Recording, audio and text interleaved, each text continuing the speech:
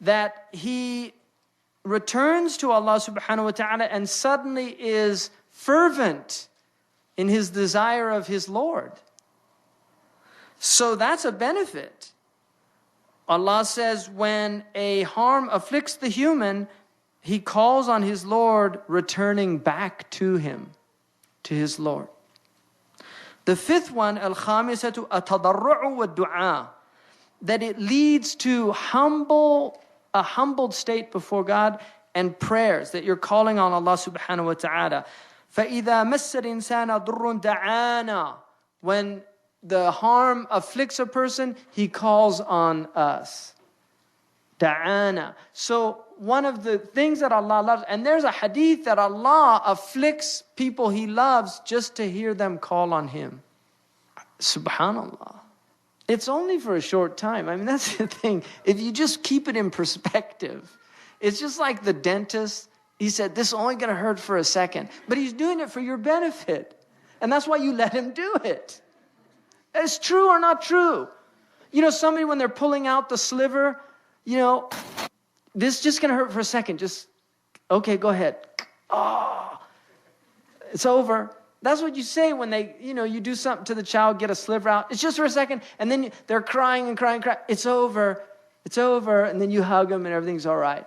And that's the thing about dunya. It's just, we're getting the tooth pulled out. It's 70 years, 80 maximum. But if you relate it to infinity,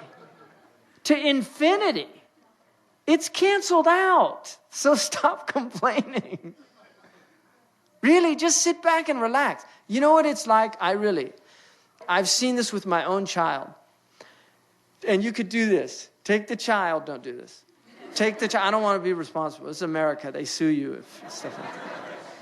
If you take a child and you throw the child up, there's a point where you see this. They go into this state of complete panic. And then when they come back to your arms, they're laughing. That is dunya.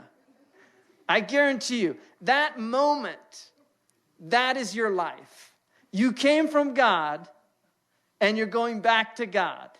And there's just a moment where you're in a complete state of panic.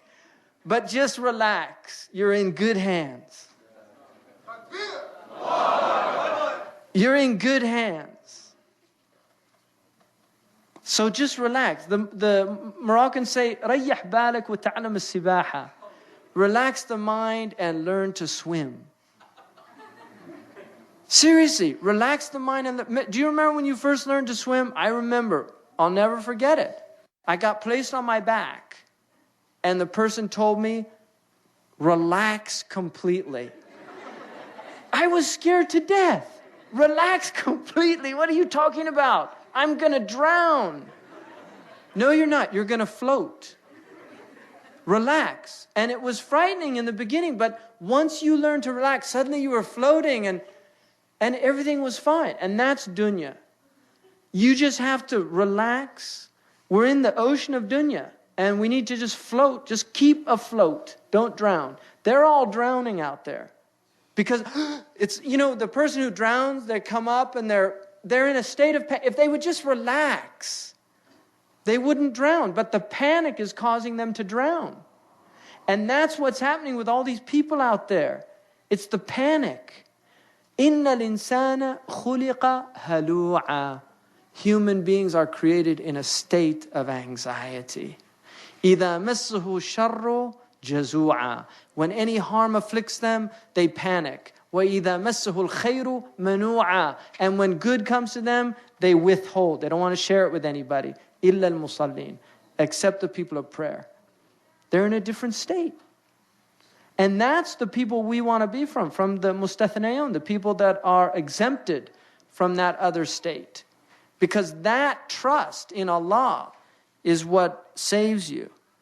So that's the fifth, is tadarruj.